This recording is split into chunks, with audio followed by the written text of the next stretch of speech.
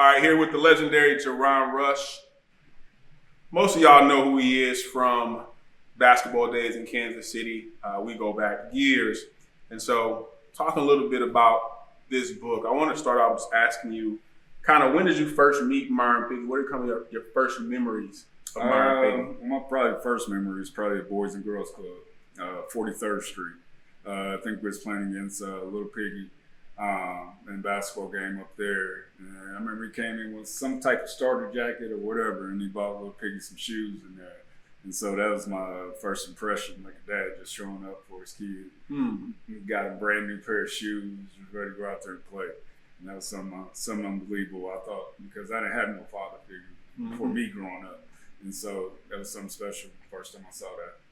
So with Myron Piggie Jr., you and him became friends. Talk a little bit about that. He talks about how him and his cousins jumped you, but talk a little bit before that, how you all became friends and kind of your trajectory. Just basically just coming from the same hood. Just growing up in the inner city. We just had a lot in common. And basketball was kind of our outlet. And it just brought us great joy on the court and just brought us true friendship. And we also went to the same school, Paul Robeson Middle School. And so, I mean, that just brought us even closer. So, to this day, I'm just grateful for him. So with your basketball, you two started playing basketball together. Talk a little bit about that journey. You being a basketball player, who we all know became the All-American and best player in Kansas City history. Talk about how it started out for you, though. Well, it started off for me just playing down on 23rd Street Boys and Girls Club. That's where me and my brother Kareem, we started off playing because we were living on 26th and Garfield at that time, moving from 33rd to Purcell. So we had a community center where we can go to and shoot hoops. And so we used to go around there, around the corner, and just used to go there and just ball. And then eventually we got in contact with John Walker. And so that's when basketball really started to take off. Yeah, we heard about the infamous John Walker. He's come up in a few of the conversations. And talk a little bit about those teams that you had playing with Myron Piggie Jr. And Coach John Walker. Talk a little bit about that and how that kind of started to shape and fuel your passion for basketball. It was basically, I mean, it was just a lot of kids from the hood. Okay. And so we all kind of knew each other, grew up with each other. And so just bringing us together, it just brought out the best of us. It just brought up our defense intensities, our communication, just things like that. And so that's why we were able to be successful growing up, because we all just wanted to escape our home life, but not all the way, but that was escape for us. Absolutely. And so once we went on that court, we just put it all out there, and we just started jail when we was on the court. So you were raised by your mother and your grandmother, and along with Kareem and Brandon. Talk about that dynamic when it came to just the friendship you were able to develop with the teammates, and then having brothers who looked up to you as ball players. And then, like you said, just being raised by your mother and your grandmother. Talk a little bit about that for us. Well, it was a hard situation for my mother because she was working multiple jobs at the time because she had 3 young boys. I'm 6 years older than Brandon. Yeah. So he was kind of the baby, but me and Kareem were the ones who really hung out. And so we would always have competitions with each other. I mean, you know about the hangers in the doors. Absolutely. And things like that. That's going one-on-one in our bedroom. But when my mother wasn't able to babysit us and watch us, she would send us over to our grandmothers. And so from there, I grew up on 59th Street. And so that whole hood was kind of my family. And so still is to this day. And just being around my grandmother, it brought me up with my Uncle Tyrone, who taught me a lot because he was staying with my grandmother at the time. He was 10 years older than me. And so, I mean, it just developed a kind of a friendship or kind of a bond between me and Kareem. And then we kind of handed that down to my little cousin Ty and Brandon because they were the same age. And so that's just how we developed from my mom to my grandmother. Just different situations, but we just built it in the same way. Okay, so I love the fact that you mentioned the streets and the hoods you're from, because people just see Pembroke, they think you're from Overland Park or something. They don't realize you're from the real city. Yeah. So talk a little bit about the transition to when you and Myron Jr. Started playing for Tom Grant and Seafield at the time. Talk a little bit about that. Just playing for Mr. Grant Seafield when we first started. It was a huge step up because we were getting hotels paid for. Mm-hmm. We were getting we were getting a lot of things that we wasn't used to. Tournaments paid for, bigger tournaments that we were invited to, going to national tournaments, things like that. And so it was just a huge difference. It helped us get to kind of a bigger Platform. kind of a bigger platform. Mm-hmm. And so that really helped us out a lot. And so, appreciate every minute. And then eventually we got other players to come in and join with like the Earl Watsons and Maurice down in Wichita with Corleone coming up. It just broadened our horizons. It just brought a lot more attention to us and just brought in a lot more people. And so very grateful for that. So you and Myron Jr. were best friends growing up. So you had a lot of interactions with Big Myron. Talk a little bit about those times. Not only just seeing him in the gym, being with Little Myron, talk a little bit about just being around, being in his house. Mm-hmm. What did you see? What did you think about him at that time? Oh, great guy. He treated us just like he treated his kids at the time. And so, had no issues with him. I never spanked or anything like that. Just a real down-to-earth guy. And so, eventually becoming a father figure to me as I was around him all the time. And so, I was very grateful for that. And so, no ill will against anybody. So I was very grateful. So when he started coaching you, talk a little bit about that. When Myron started coaching you after John, he replaced Coach Walker. Talk about that experience of now you had him as a mentor, father figure, but now he's your coach. Talk about that. It was a good situation because he knew who we are as players because he was at most of our games with us growing up. So he knew how we played. So it was kind of I think he was more of a laid back coach and just let us play and do what we needed to do because we've been on that level. I think it was probably my freshman or sophomore year that he came in and started coaching. So we've been on that type of level since like 5th grade. So just bringing in somebody who represented discipline, just making sure we were doing the right things because we already knew how to do those things. And so it was an easy adjustment and very appreciative of that. So talk a little bit about Kansas City basketball, the atmosphere. You coming up being one of the top players, not only in Kansas City, but in the nation. But talk about Kansas City, the basketball, as you knew it was the mecca for you back then. Just talk about the players, the landscape, your thoughts about that. Well, Kansas City basketball was great.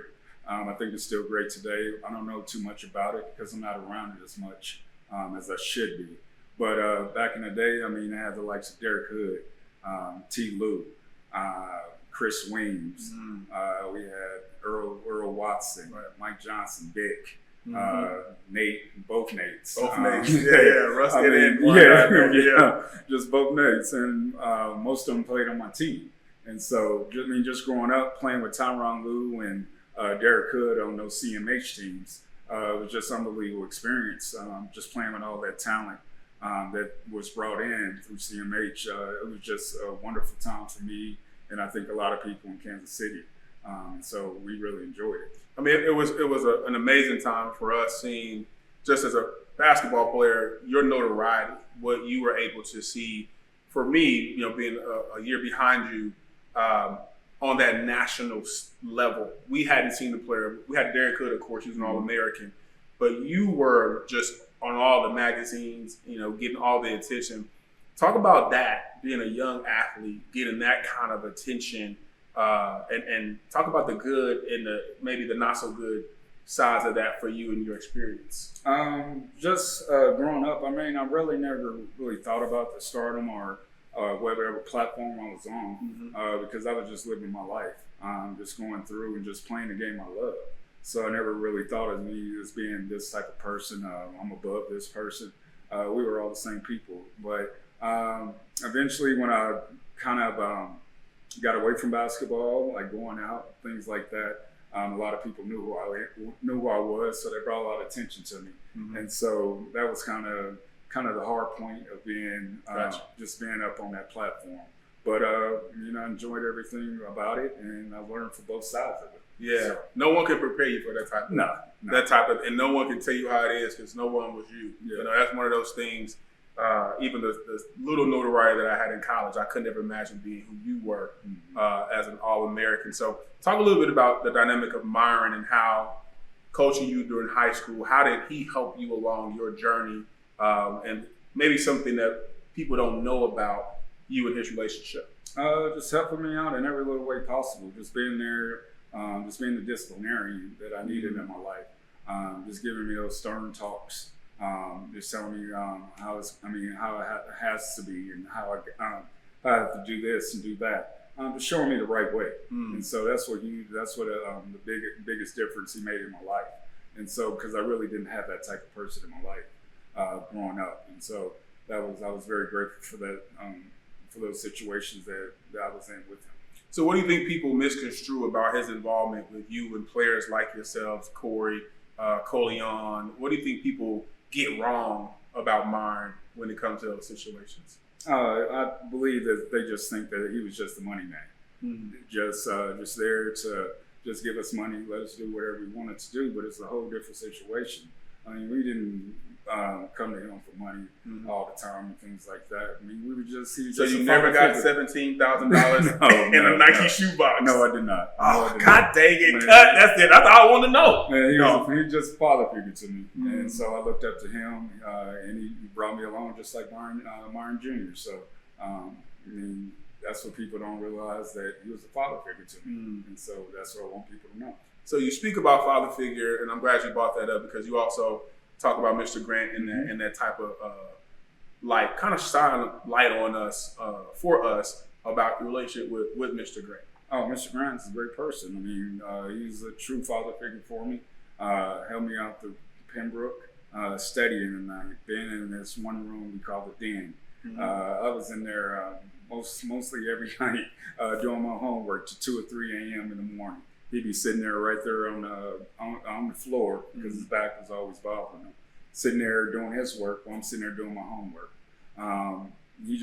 He brought me a long way from when I was growing up in the inner city until when I got to Pembroke. Just showed me the right way to do things. And so I'm always really grateful for him. What about Pembroke? Because most of us had no idea that Pembroke even existed until you all went there.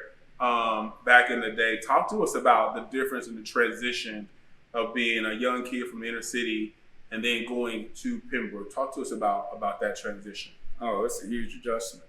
First of all, when I went to Pembroke, I had to go back because my education level wasn't up to par going to Pembroke. So going there, I thought I was going to be in the 9th grade, but they put me back to 8th grade because my academics were not great, and so I was very appreciative of that because that was huge. And so, and then it was with wasn't much diversity at Pembroke at that time. And so it was a lot of white kids, and so that was a huge adjustment for me coming from the inner city and just hanging out with a bunch of black kids. And so the way I talked, the way they talked, and so I had to make the adjustment to that. It was just a part of just growing up, and I'm very grateful for that as well because it taught me to teach my kids and everything to do it the right way. So no one. I mean, just we talk about the pressure of being the top player on the court, but also having to deal with the dynamic of being different in a school, and being around in a different atmosphere. So as you've gone through high school and you guys are dominating at Pembroke, talk a little bit about when you first heard about Myron being indicted and how that impacted you personally and as an athlete. Well, I didn't hear about it until an FBI agent came up to me at UCLA. This was beginning of my freshman year. And so that's 99, 2000? 98. 98, okay. 98, 99. And so It was a huge mistake for me not to get a lawyer at that time. And so I trusted in an FBI agent who I thought was a friend. Gotcha. And so I didn't really think a big deal about it. And so I was, 18 years old at the time. Right. And so didn't know no better. And so that was the first I heard about it. And didn't really think anything of it because nothing happened to me at that time. And so a year went by until things really started to happen. So when they started to happen, talk a little bit about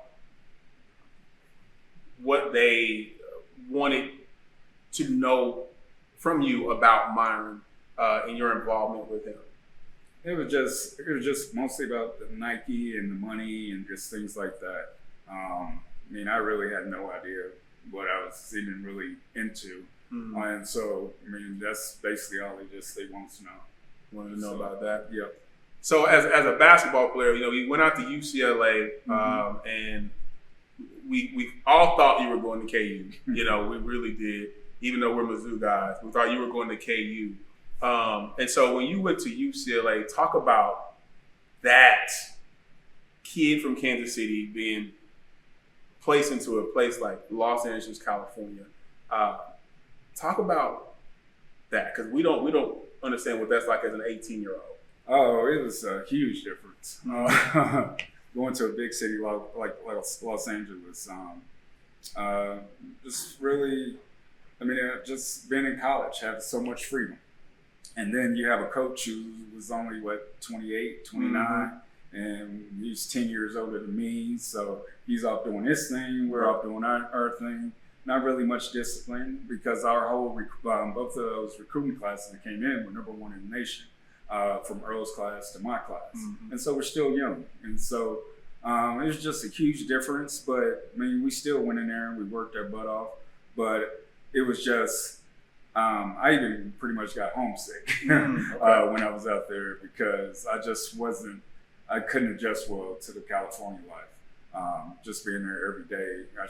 I was used to the small Kansas City area where things were slow and not fast like LA, but eventually made the adjustment and really adjusted really well. So with comparing now, so now they have NIL, name, image, and likeness. How do you think your life would have been different and Myron's life back then if NIL had existed? Oh man, it would have been ridiculous. How so? Man, I think I would have stayed in college for about 6 or 7 years. Absolutely. Just earning NIL money, getting degrees. Absolutely. Degrees. There just would have been a huge thing for me. Don't know how I would have handled it at that age.